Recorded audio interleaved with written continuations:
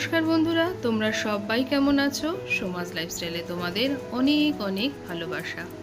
আজকে বুধবার আর এখন সকাল 8:15 মতন বাজে। আর আজকে করব ডিম কষা। আমার শ্রীমতী খুব ভালোবাসে ডিম কষা। এটা হলো গিয়ে দেশি মুরগির ডিম। সাইজ দেখেছো? মোবাইলে হয়তো অনেকখানি বড় লাগছে, কিন্তু একদম ছোট্ট ছোট্ট, একদম ছোট্ট ছোট্ট এই কটাই আছে দেশি মুরগি। সেদিনকে আনা হয়েছিল, আমি বাজার থেকে এনেছিলাম কটা, আবার দিদিও কটা রেখেছিল। এখানে আছে পাঁচটাই করে ফেলবো। আর এইটুকু ডিমগুলোর দাম কত নিয়েছে বলো তো? 12 টাকা করে পিস নিয়েছে। আর হাঁসের ডিম হলো গিয়ে 14 টাকা। এই হলো গিয়ে ব্যাপার। এটা ফ্রিজ থেকে নামিয়েছি, এখন সেদ্ধ করবো না, একটু নর্মাল টেম্পারেচারে আসুক। আর এদিকে বাসনগুলো সব মেজে রেখেছি, বেসিনটাও একদম পরিষ্কার করে নিলাম। আর আজকে যেটা করব, এই দেখেছো? আর দেখো, এটা এরকমই ভুল আমার করি। দেখো, চায়ের বাসনটা ধোয়া হলো না, বেসিন টেসিন সব পরিষ্কার করে ফেললাম, চায়ের বাসনটা ধোয়া হলো না, এটা আবার পরে ধুতে হবে। আর আজকে গাছে দেব। এই যে কালকে রাত্রেবেলা চা পাতা ভিজিয়ে রেখেছি। আগে না চা পাতাগুলো, যেটা চা আমরা করি, সেই চা পাতাগুলো জমিয়ে রাখতাম। চা করার পর যে চা পাতাগুলো থাকে সেগুলো জমিয়ে রাখতাম। আমার রান্নাঘরের এই জায়গাটা না একদম নোংরা হয়ে থাকতো। এখন আর তা করি না, এখন এমনি যে চায়ের পাতাগুলো, গুঁড়ো চা বলো বা গুঁড়ো চাটাই বেশি ইউজ করি। মানে এই যে এমনি যেটা মানে চা করা হয়নি, সেই চাটা আর কি ভিজিয়ে রেখেছিলাম। 1-1.5 চামচ মতন ভিজিয়ে রেখেছিলাম জলে। এখানে আরও একটু নর্মাল জল দেবো।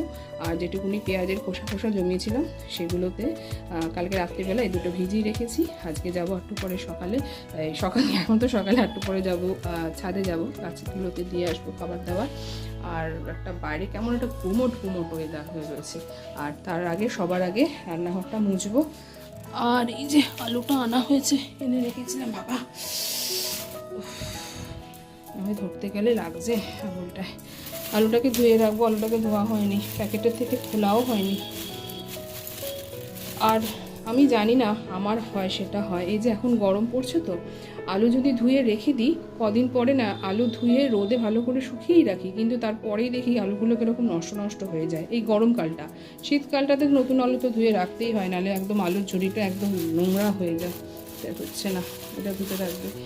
আজকেও এটা ধোবো, এটা গায়ে এত মাটি বা নোংরা বালি কিছুই নেই, তবুও ধুয়ে রাখবো। কিন্তু আরেকটু যে গরম পড়বে না, তখন সব আলু আর এরকমভাবে আমি আর ধুয়ে রাখবো না। কারণ গত বছর আমার এরকমভাবে খুব নষ্ট হয়েছে, অনেক আলু নষ্ট হয়ে গেছে। তো যাকে প্রচুর বক করে ফেলেছি আজকে। আর তার আগে আমি রান্নাঘরটাকে মুছে নিই, তারপর যাবো গিয়ে ছাদে। আমাদের সাথে আরেকটা জিনিস শেয়ার করি। সেদিনকে কর্তামশাই অফিস থেকে ফেরার পথে এই ডাব্বাটা নিয়ে এসেছে। এখানে এতখানি মতন ছিল। আমি প্রথমে দেখে ভাবছি যে এটা হয়তো গুড়। তা সে বললো এটা গুড় না, এটা একদম খাঁটি মধু, গাছ থেকে পাড়া, মানে চাক ভাঙা একদম খাঁটি মধু। 500 টাকা কেজি বললো।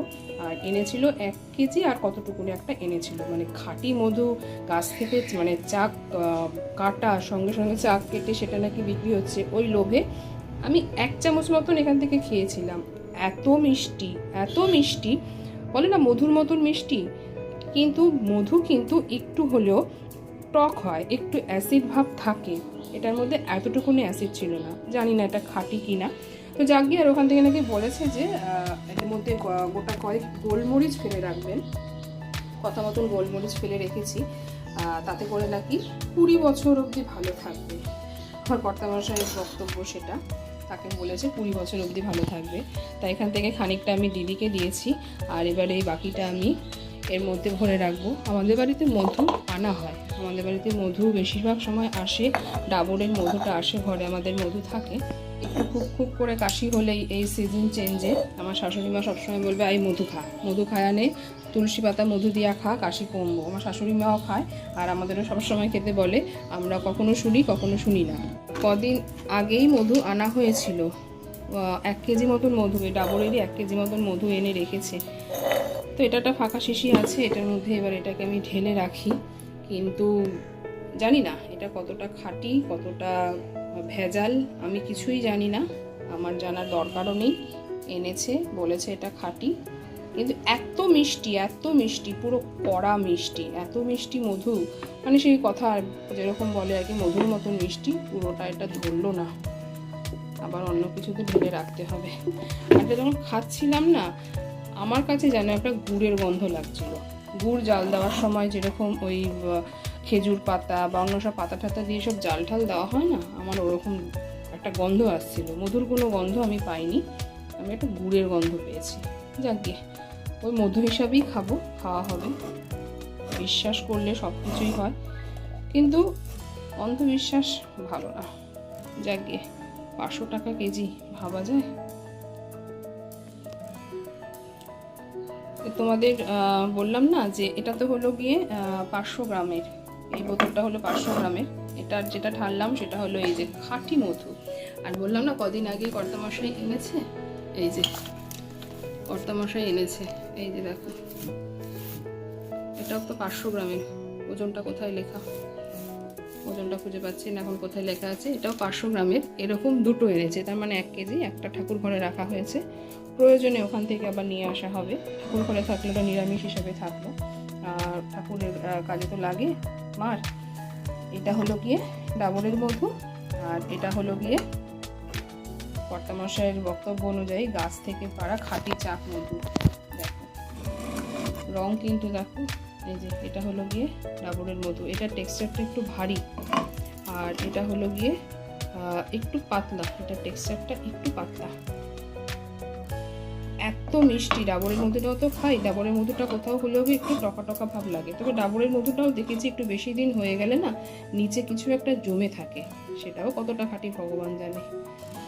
যাক গিয়ে খাঁটি ভেজালের হিসাব করে লাভ নেই, বিচার করে লাভ নেই, খেতে হবে, খাবো।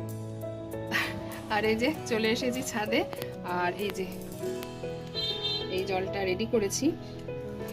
আর মাথায় ছাতাটা নেওয়ার একটাই কারণ, রোদের থেকে নয়, রোদের আতঙ্কর থেকে বেশি আতঙ্ক হলো কাকের। কাক যদি এসে মানে ঠোকরায়, ও অলরেডি মানে গুড়গুড় করছে, ছাদে যেইমাত্র এসছি গুড়গুড় করছে।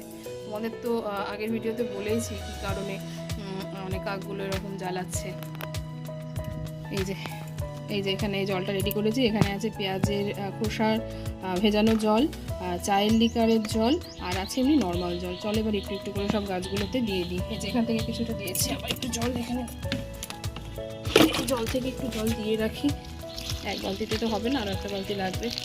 এগুলো থাক, চলো এবার এইগুলোকে সব গাছে গাছে দিয়ে রাখি।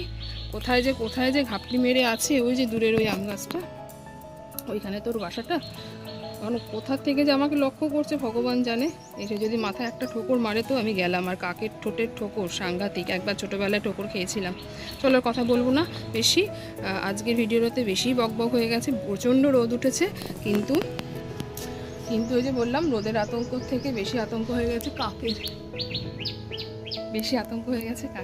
চলো দিয়ে দিই আগে জল।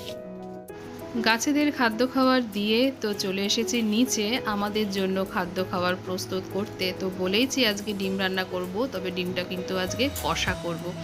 আর ডিম কষা যখন করি তখন কিন্তু ডিমটা এরকম টুকরো করেই নিই। এটা করে আমার শ্রীমতী বড্ড বেশি ভালোবাসে খেতে। আর ডিমটা এখন ভাজবো, কিন্তু তেলের মধ্যে জানো তো, মানে সর্ষের তেলের মধ্যে আমি কিন্তু নুন আর হলুদ মিশিয়ে দিয়েছি। আগে কিন্তু ডিমের গায়ে নুন হলুদ মিশিয়ে ডিমটা ভাজতাম, তবে যখন ভিডিও করতাম না বা সোশ্যাল মিডিয়ামের প্ল্যাটফর্মে আসিনি, তখন বেশ কিছু জনের ভিডিওতে দেখতাম তারা কিন্তু ডিম যখন ভাজছে এই নুন হলুদ দিয়েই ভাজতো। সেই ট্রিক্সটা কিন্তু আমি শিখে নিয়েছি। আর আজকে কিন্তু ডিম কষার সঙ্গে করব একটু ফ্রাইড রাইস। আর এই যে চালটা দেখছো, যখন একটু তাকগুলো পরিষ্কার করছিলাম, এই দেরাদুন চালটা আমি উদ্ধার করেছি। এটার বয়স কত আমার মনে নেই, তাই এটাকে আর বয়স্ক ভাতা বলো বা বৃদ্ধ ভাতার খাতায় আর রাখলাম না। আজকে এটাকে ফ্রাইড রাইস করেই ফেলবো। আর ডিম কষার সঙ্গে ডিম কষার মধ্যে কিন্তু আমি দেব এই ধনেপাতা। আর এই যে শুধু গাজর আর ক্যাপসিকাম কেটেছি, গাজরের রং আর ক্যাপসিকামের রং এক হয়ে গেছে। তোমরা একটু মানিয়ে গুছিয়ে বুঝে নিও কোনটা গাজর আর কোনটা ক্যাপসিকাম। তো চলো বকবক করলাম অনেক, আর কিছুই রেসিপি দেখালাম না। আর শুধু দেখে নাও আমার ডিম কষার এই লুকটা। সঙ্গে তো দিয়ে দিয়েছি ধনেপাতা, আর এই অসময়ের ধনেপাতার যে এত সুন্দর গন্ধ হয় মানে আর কি বলবো, আমার এখনই যেন জিভে জল চলে আসলো। এই বাটিতেও আছে ডিম কষা, তবে ওই বাটির মধ্যে না পুরো গ্রেভিটা ধরেনি, তাই এখানে রেখেছি। আর এই যে হয়ে গেছে কিন্তু আমার ফ্রাইড রাইস। আর এর মধ্যে কিন্তু না দিয়েছি কাজু, না দিয়েছি কিশমিশ, আর না পড়েছে বিনস, ওই পাকা একটা ক্যাপসিকাম আর গাজর। আর এই মিষ্টি মিষ্টি ফ্রাইড রাইসটা, মানে এটা তো একটু মিষ্টি মিষ্টি হয়, এই গোটা গরম মশলা ফোড়ন, তেজপাতা আর সাদা তেল আর ঘি দিয়ে ফ্রাইড রাইসটা করা। এই মিষ্টি মিষ্টি ফ্রাইড রাইসটা কিন্তু আমার শ্রীমতীর অত্যন্তের পছন্দের। আর এই ফ্রাইড রাইসের সঙ্গে কিন্তু আছে ডিম কষা। ডিম কষাটা যদিও আমি ভাত দিয়ে খাবো, আর একটু লোভবশত ফ্রাইড রাইসটাও খেয়ে নেব। এত কিছু বক বক করতে করতে কিন্তু আমার ফ্রাইড রাইসটাও হয়ে গেল। আর এখান থেকে কিন্তু খানিকটা ফ্রাইড রাইস আমি টুবুকেও দেব। দিদি আর এই যে বাটি আর প্লেটটা ওপরেই ছিল। আর এই বাটিটা তোমরা দেখে হয়তো ভাবতে পারো এ বাবা এত ছোট বাটিতে দেবে, কিন্তু এই বাটিটা কিন্তু অনেকখানি ধরে। আমি চেপে চেপে ফ্রাইড রাইসটা আমি এখানে এখন রাখছি, এই বাটিটা দেব নিচে। আর ফ্রাইড রাইসের সঙ্গে ডিম কষা কতখানি যায় আমি জানি না, তবে এই ফ্রাইড রাইসের সঙ্গে কিন্তু চিকেন কষা বা আলুর দম কিন্তু বেশ অনেকখানি যায়।